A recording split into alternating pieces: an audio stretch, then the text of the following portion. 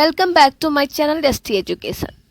अभी तक हम लोगों ने डाइजेशन एंड एब्जॉर्प्शन जो हमारा चैप्टर है 11th का, इसमें से 2 लेक्चर कंप्लीट कर चुके हैं। ठीक है, फर्स्ट लेक्चर में हम लोगों ने टाइप्स ऑफ न्यूट्रिएंट्स के बारे में जाना एंड फूड के कितने प्रोसेस होते हैं उसके बारे में जाना, एंड सेकेंड लेक्चर जो आपका था उसमें हम लोगों ने डाइजेस्टिव सिस्टम के बारे में जाना। ठीक है, तो चलिए अब हम थर्ड लेक्चर को स्टार्ट करते हैं, that is on the digestive glands. तो ये लेक्चर स्टार्ट करने से पहले हम आपसे ये पूछते हैं कि जो हमारी बॉडी है उसमें हार्डेस्ट सब्सटेंस क्या है। बताइए आप लोग हमें कि हमारी बॉडी में सबसे हार्डेस्ट सब्सटेंस कौन सा है। तो चलिए आप लोग नहीं बताएंगे तो हम ही बता दे रहे हैं कि हमारी बॉडी में जो सबसे हार्डेस्ट सब्सटेंस होता है वो इनेमल होता है, एंड हमारी बॉडी का जो हार्डेस्ट टिश्यू है वो बोन है, एंड सॉफ्टेस्ट टिश्यू की बात की जाए तो वो ब्लड है। ठीक है, हमारी बॉडी का सॉफ्टेस्ट टिश्यू ब्लड है एंड हार्डेस्ट टिश्यू बोन है।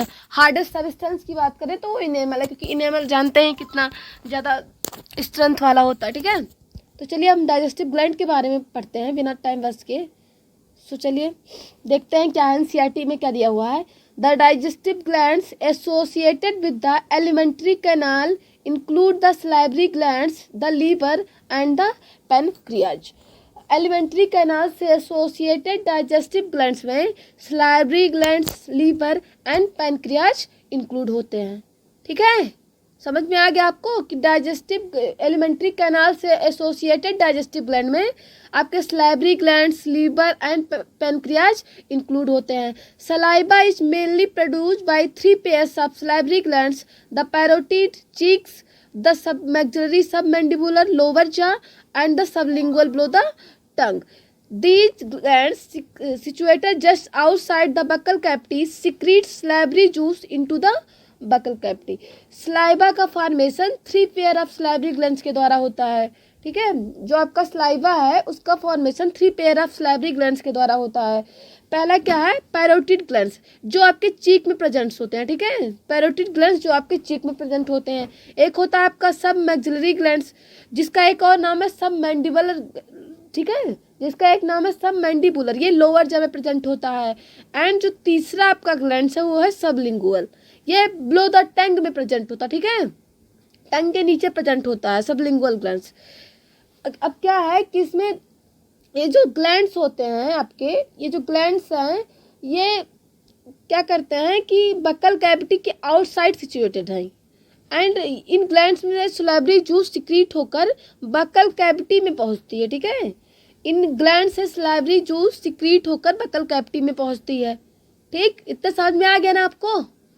तो चलिए आगे देखते हैं क्या है इसमें।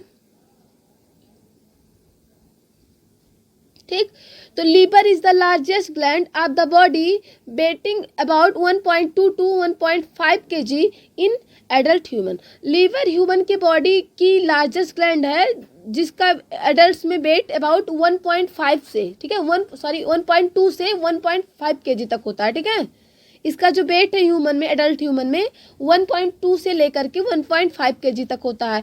It is situated in the abdominal cavity just below the diaphragm and has 2 lobes। या एब्डोमिनल कैविटी में डायफ्राम के ठीक नीचे सिचुएटेड है, एंड इसकी जो है 2 लोब होती है। ठीक है, इसमें 2 लोब होते हैं।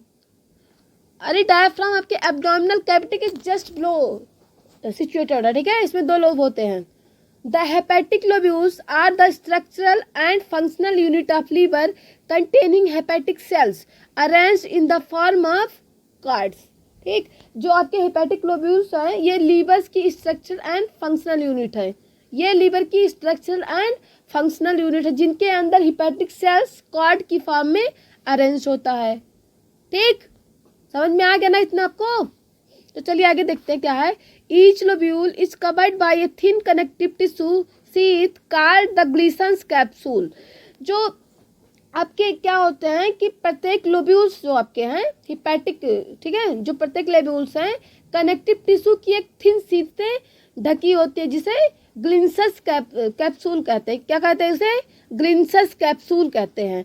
The bile secreted by the hepatic sales passes through the hepatic ducts and is stored and concentrated in a thin muscular sac called the bladder.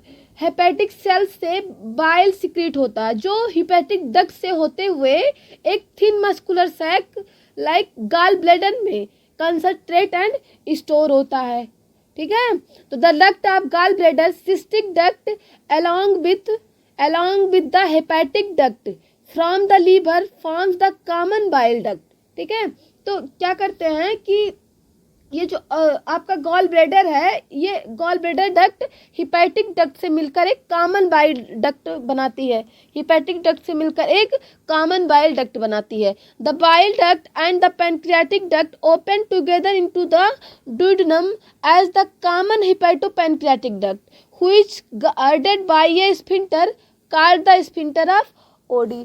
क्या होता है कि bile duct and pancreatic duct दोनों मिलकर common hepatopancreatic duct द्वारा duodenum में open होती हैं, जो एक स्फिंक्टर से गार्डेड होती है, जिसे स्फिंक्टर को स्फिंक्टर ऑफ ओडाई कहते हैं।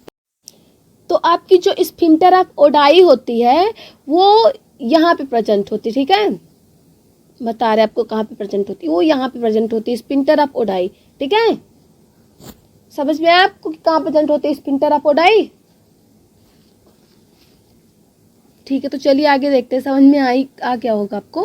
तो आगे देखते हैं क्या है एनसीईआरटी में कि the pancreas is a compound both exocrine and endocrine elongate organ situated between the limbs of the C shaped duodenum. Pancreas C shaped के ड्यूडेनम के बीच सिचुएट होकर एक इलोंगेटेड आर्गन है। ठीक है, सिचुएटेड एक इलोंगेटेड आर्गन है जो एक्सोक्राइन एंड इंडोक्राइन दोनों की तरह काम करता है। ठीक है, जो एक्सोक्राइन एंड एंडोक्राइन दोनों की तरह काम करता है। The exocrine portion secretes an alkaline pancreatic juice containing enzymes and the endocrine portion secrete hormones insulin and glucagon. Exocrine portion से अल्कलीन पैनक्रियाटिक जूस सिक्रीट होता है, जो एंजाइम होते हैं। ठीक है, जो आपके एंजाइम होते हैं, एंड एंडोक्राइन पोर्शन से insulin and glucagon hormone secrete होता है आपका। ठीक है, इंडोक्राइन पोर्शन से आपका insulin and glucagon hormone secrete होता है। तो चलिए हम फिगर देखते हैं कि फिगर में क्या दिया हुआ है। तो यहाँ पे हम ये देखेंगे कि आपका जो गाल ब्लैडर है, ठीक है, आपका जो गाल ब्लैडर है यहाँ पे बाइल स्टोर होता है। आपके गाल ब्लैडर में क्या होता है कि बाइल स्टोर होता है, बाइल जूस स्टोर होता है। ये आपका डक्ट फ्रॉम गाल ब्लैडर है, ये आपका कॉमन बाइल डक्ट है जिसको हम डक्टस कोलाइडोकस बोलते हैं। इसको हम डक्टस कोलाइडोकस भी बोलते हैं, कॉमन बाइल डक्ट को। ठीक है, ये आपकी स्फिंक्टर ऑफ ओडाई हो गई, ये आपका ड्यूडेनम हो गया, ये पैनक्रियाज है आपका। ठीक, और ये पैनक्रियाज, इसकी जो ये लाइनिंग यहाँ पे दिख रही है, ये आपका विरसंग है। ठीक है, विरसंग, ये मेन पैनक्रियाटिक डक्ट होता है। आपका जो विरसंग है ये मेन पैनक्रियाटिक डक्ट होता है। यहाँ पे आपका डक्ट फ्रॉम लीवर। ठीक है, ठीक, ये आपका हेपेटोपैनक्रियाटिक डक्ट है, यहाँ पे आपका हेपेटोपैनक्रियाटिक डक्ट है। तो चलिए अब यहीं पे हम अपने लेक्चर को समाप्त करते हैं। Thank you.